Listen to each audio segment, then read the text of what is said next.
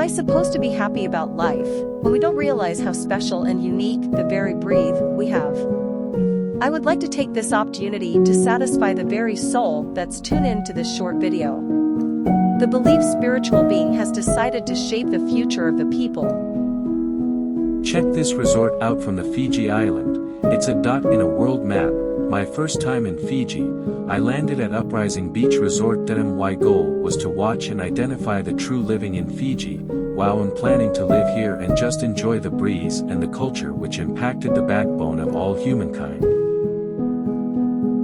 This always been my dream to visit Uprising someday. I visited for the first time last year, just after the COVID. People kept saying it's in the worst condition ever. The travel agent fill you up with coconut wireless intelligent. Let me remind everyone, Fijian people are so unique from the rest of the world. It's the only country that has evident of date line running across the beautiful island of Tavuni, Fiji.